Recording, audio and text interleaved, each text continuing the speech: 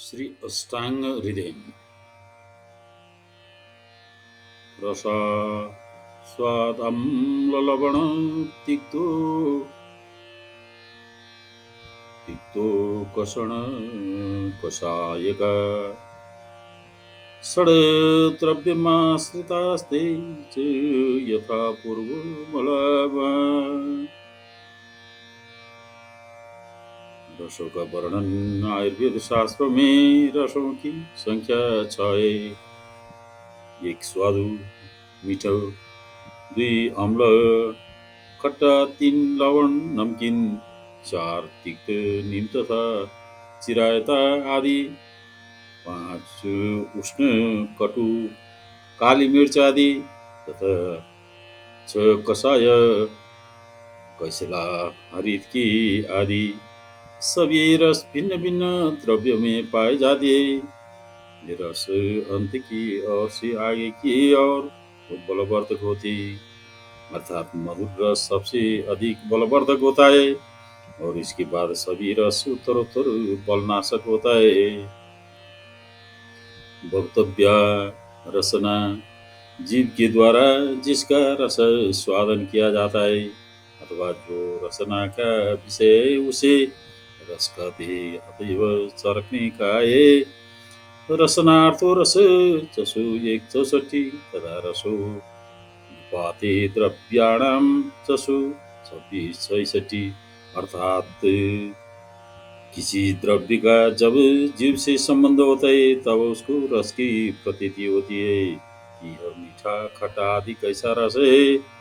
रसों के विषय परिचय के लिए देखे हरिषु अध्याय 10 तत्राद्यामार्तं घ्नन्ति तत्रस्तिक्तदायकपं कषायातिक्तमधुरा पित्तमन्ये तु कुरुवते। रसों का बात आदि पर प्रभाव में प्रथम 3 मधुर अम्ल लवण रस बात दोष को नष्ट करते, तिक्त कटु कषाय कफ दोष को नष्ट करते और कषाय तिक्त मधुर रस पित्त को नष्ट करते। इससे विपरीत रस बात पित्त कफ दोषों को बढ़ा दे। फिर भी रसों का बात आदि पर प्रभाव में प्रथम 3 मधुर अम्ल लवण रस बात दोष को नष्ट करते, तिक्त कटु कषाय कफ दोष को नष्ट करते और कषाया तिक्त मधुर रस पित्त को नष्ट कर दे। इससे विपरीत रस बात पित्त कफ दोषों को बढ़ा दे। भक्तव्य रसों का बाद आदि पर किस प्रभाव पड़ता है इसकी चर्चा भगवान पुनर्वसु ने इस प्रकार किए। तत्र दोषमेकैकं तत्र स्त्रयो रसा जनयन्ति तत्र ये स्त्रयोपशमयन्ति तत्येथा कतिक्त कतिक्त कषया वातं जनयन्ति मधुराम्ल लवणास्तेनं शमयन्ति कम्ललवणा पित्तं जनयन्ति मधुरतिक्त कषायास्तेनं शमयन्ति मधुर अम्ला लवणा श्लेष्माणं जनयन्ति कटुतिक्त कषायास्तेनं शमयन्ति। अर्थात 3 रस एक दोष को पैदा करते और 3 ही रस एक दोष को शांत करते। कटु तिक्त कषाय रस बात दोष को उत्पन्न करता है। कटु तिक्त कषाय रस बात दोष को उत्पन्न करते। मधुर अम्ल लवण रस इसे शांत करते। कटु अम्ल लवण रस पित्त दोष को उत्पन्न करते। मधुर तिक्त कषाय रस इसे शांत करते। कटु अम्ल लवण रस कफ को उत्पन्न करता है और कटु तिक्त कषाय रस इसे शांत कर दे। ये भी अभिप्राय महर्षि भागवत का भी है। समनम कोपनम स्वस्थम हितम द्रव्य त्रिधा द्रव्य का वर्णन। विधि भेद से द्रव्य तीन प्रकार का होते। एक समन, बात आदि दोषों का समन करने वाला। विकोपन, बात आदि दोष को कुपित करने वाला। तथा तीन, स्वस्थ हित, स्वस्थ पुरुषों के स्वास्थ्य को बनाए रखने वाला। वक्तव्य, ये द्रव्य परस्पर विपरीत गुण वाले होते। जैसे जो द्रव्य समन शांति कारक होता है वह उस दोष को प्रकोपित करने वाला नहीं होता। इसी प्रकार जो द्रव्य कोपन होगा वह समन नहीं हो सकता।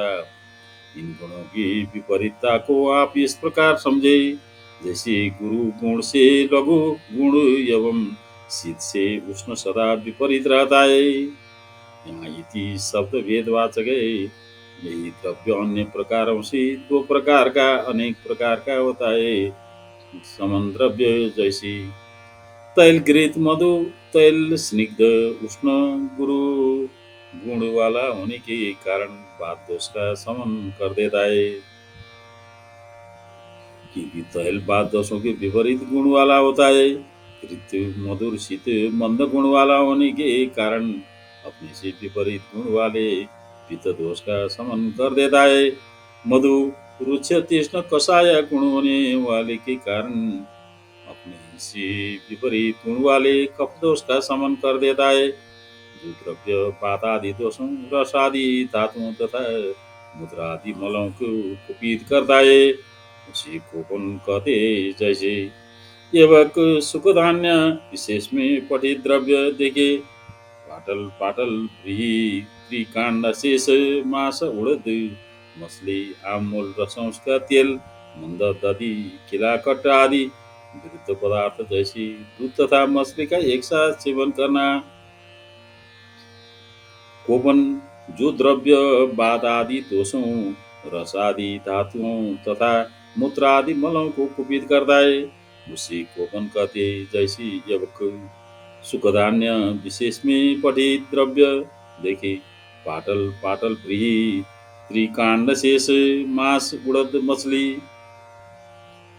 आममूलक सरसों का तेल मंदक दधि किलाकाट आदि विरुद्ध पदार्थ जैसे दूध तथा मछली एक साथ सेवन करना आदि। स्वास्थ्य हितम, ऋतुचर्या नामक अध्याय में जिन जिनका सेवन करने को और जिनका सेवन न करने को कहा गया उनको सबको यथाविधि विधि निषेध के अनुसार स्वीकार करना ही स्वस्थ हितकर चर्या हितकर स्वस्थ चर्या है। इसका विशेष विवरण अरिसु के मात्रा सितीय नामक 8वें अध्याय में विस्तार से देखे। भगवान पुनर्वसु ने त्रिवेद द्रव्य का वर्णन करते हुए कहा है, किंचित दोष प्रशमनम किंचित धातु प्रसरणम स्वस्थैर्वृतो मतं किंचित त्रिविधम द्रव्यमुच्यते। अर्थात कोई द्रव्य प्रकोपित बाधा आदि दोषों का प्रशमन करता है, कोई द्रव्य प्रकृतिस्थ धातु को बढ़ा या घटा देता है और कोई द्रव्य स्वस्थ वृत्ति के लिए उपयोगी माना जाता है। सांगधराचार्य ने समन द्रव्य का वर्णन इस प्रकार किया है। न शोधयति न वेष्टि समान दोषास्त, विरेचनम द्वारा बात आदि दोषों का शोधन भी नहीं करता, सम दोषों को विकृत भी नहीं करता, किंतु कुपित या विषम बड़े अथवा क्षीण दोषों को जो सम करते वो समन द्रव्य कहा जाता है। यथा अमृता गिलोय उष्ण शीतो गुणोत्कर्ष तत्रम वीर्ये दिदा स्मृतम। वीर्य का वर्णन द्रव्य में शीत गुण तथा उष्ण गुण की अधिकता से दो प्रकार का वीर्य माना जाता है। वक्तव्य, महर्षि चरक अपनी संहिता में किन्हीं दो आचार्यों के मतों का उल्लेख करने के बाद वे अपनी बात को प्रसंगवश अंत में कह रहे। एक आचार्य का मत वीर्य 8 प्रकार का होता है, मृदु तीक्ष्ण गुरु लघु स्निग्ध रुच उष्ण और शीत। दूसरे आचार्य का मत शीत तथा उष्ण 2 प्रकार का ही वीर्य है।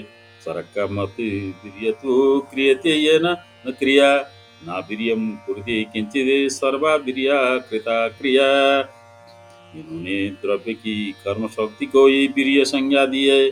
सुश्रुत का विचार भी इन्हीं के अनुरूप है। देखे ये न कुर्वन्ति तद्वीर्यम्। इन उदाहरणों से यह सिद्ध होता है कि उक्त दोनों संहिताकारों में इस विषय में किसी प्रकार का मतभेद नहीं है। दिव्य तथा अष्टवेदी वीर्य को सुश्रुत ने भी स्वीकार कर अपनी संहिता में स्थान दिया है। चरक की मान्यता का ऊपर उल्लेख कर दिया गया है।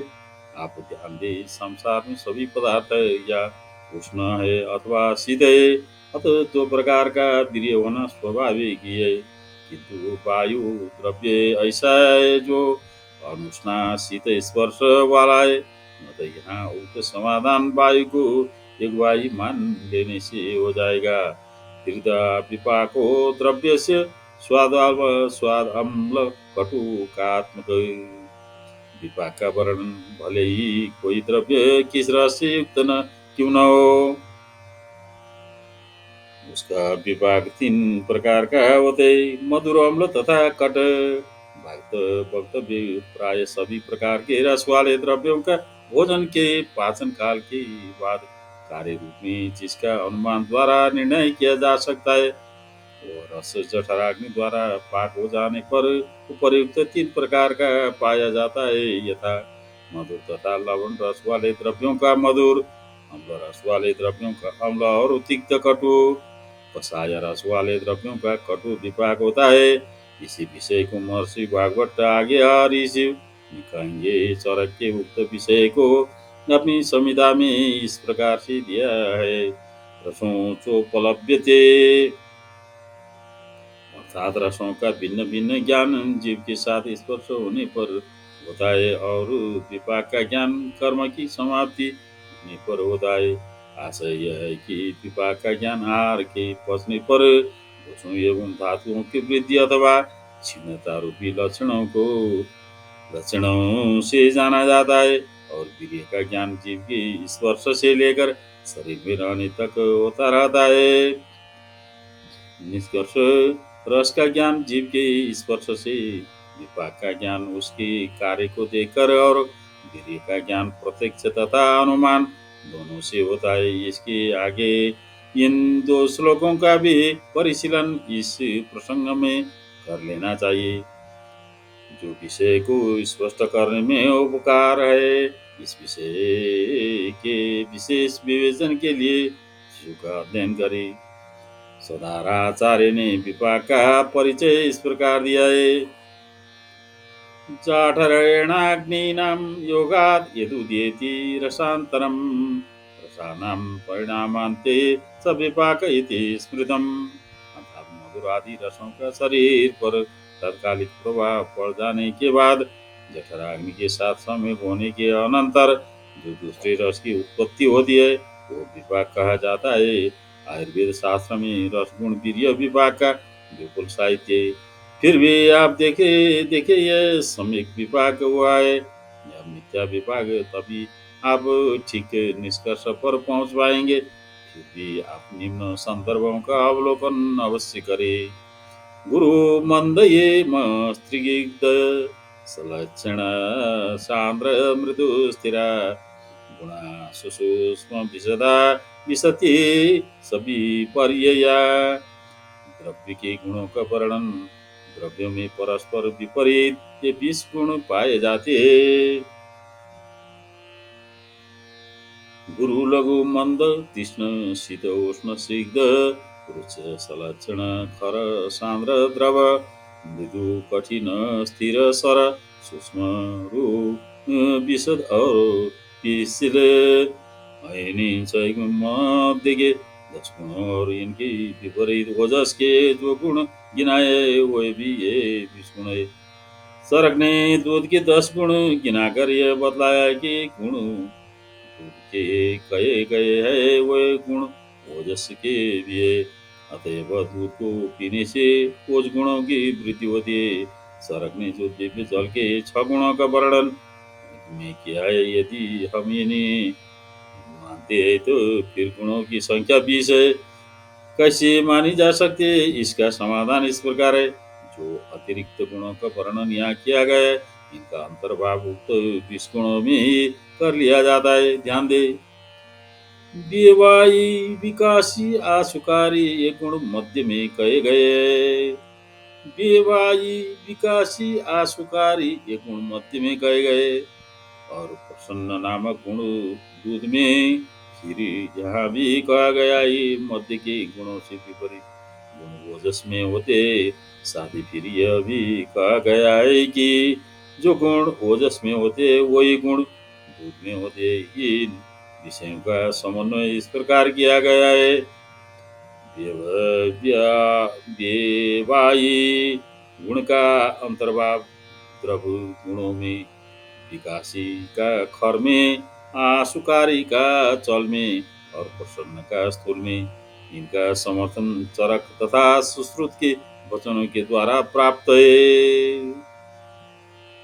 गुरु लघु मंद, गुरु भारी, लघु हल्का, मंद चिरकारी, तीक्ष्ण तीखा, शीतल शीतल, उष्ण गरम, सांद्र गाढ़ा, स्निग्ध चिकना, द्रव पतला, रुक्ष रूखा, मृदु कोमल, सलक्षण साफ, कठिन कठोर, खर खुरदारा, स्थिर अचल, सरचल, सूक्ष्म बारीक, स्थूल मोटा, विशद उठ्ने, पिछिल लसिला,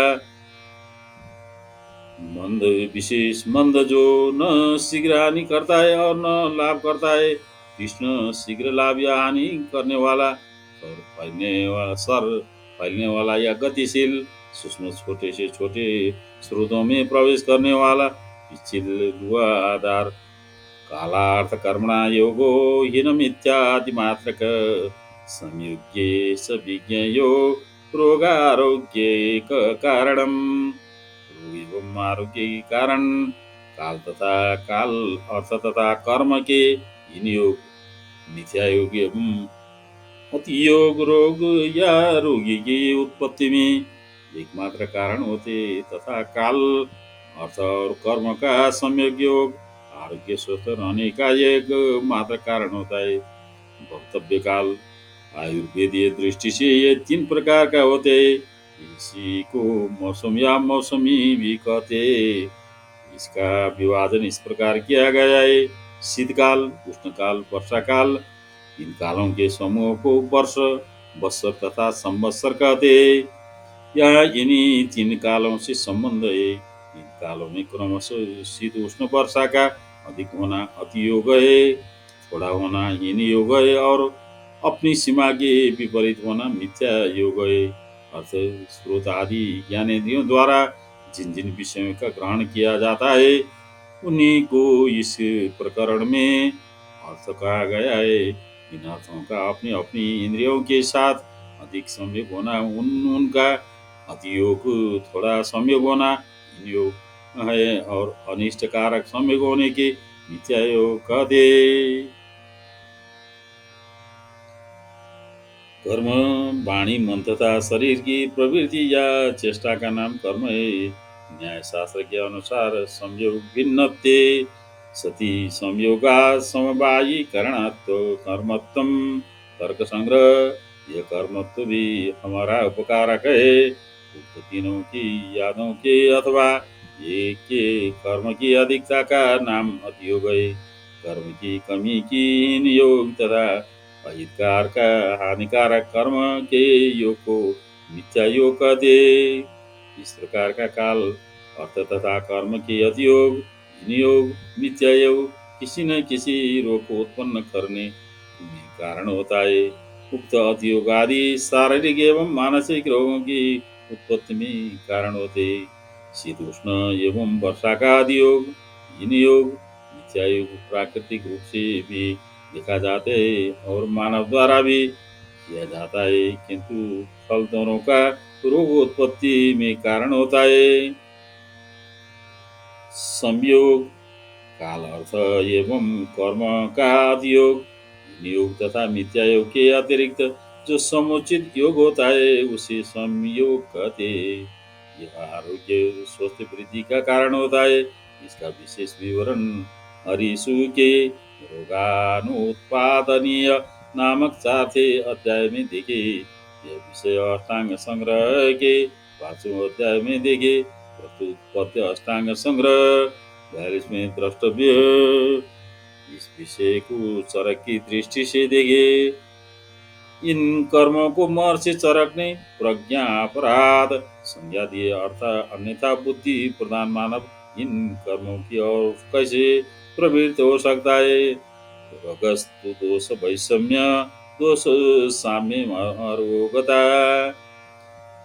रोग आरोग्य में भेद बात पित्त कफ इन तीनों दोषों की विषमता या विषम अवस्था का नाम रोग है। अर्थात दोष के विषम किसी का बढ़ जाना और किसी का घट जाना है। जो से वो हो जाने से किसी न किसी प्रकार का रोग हो जाता है। जब उक्त दोष समान स्थिति में रहते तब आरोग्य की प्राप्ति होती, अर्थात मानव सुखी रहता है। वक्तव्य दोषों या दोषों की विषमता अर्थात तीनों में से एक या दो दोषों का बढ़ या घट जाना, इसी की विषमता को सम का विपरीत भाव कहा जाता है। यह दो शब्द रोग का अंतरंग भीतरी कारण मात्र है। दोषों का सम होना ही आरोग्य है। आगे जो दो श्लोक हरिषु में क्रमशः ये दो श्लोक में है। जागन्तु विभागेनम तत्रम रोगी दिनाम स्मृता। के दो वेद सामान्य रूप से रोग दो प्रकार के होते, निज बात आदि भीतरी दोष की विषमता से होने वाले तथा आगंतुक अभिघात आदि बाहरी कारणों से होने वाले। महर्षि चरक के शब्द में रोगों के दो भेद इस प्रकार कहे गए। तत्र निज शारीर दोष समुत आगंतुक विषयाप्याग्नि संप्राहारादि समुत। अर्थात शारीरिक बाधा आदि दोष से उत्पन्न रोग निज कहा जाता है और आगंतुज रोग अभिघात होता वे सर्पादि के दंश शीतोष्ण आग तेजाब आदि आग्नेय द्रव्यों के लग जाने के से या गदा लाठी हाकी तलवार आदि के लग जाने से होने वाला रोग। तेषां काय मनोभेदा ददिष्ट नमपि दिदा। दो प्रकार के रोगाधिष्ठान रोगों के अधिष्ठान आश्रय स्थान भी दो थे, काय शरीर तथा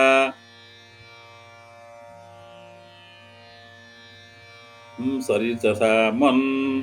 वक्तव्य प्रथम वेद से होने वाले रोगों को अधिष्ठान काय और रोग ज्वरो रक्त पित्त काश श्वास आदि है। दूसरे वेद से कहे जाने वाले रोग का अधिष्ठान है मन, इससे संबंधित रोग है मद मूत्रसा संन्यास ग्रहारिष्ट भूतोन्माद अपस्मार राग देशादि अधिष्ठान अधितिष्ठन्ति रोगा अस्मिन् अधिष्ठानम, अर्थात जिसमें रोग टिकते हैं। इस दृष्टि से भी कायिक एवं मानसिक दो प्रकार के रोग होते हैं।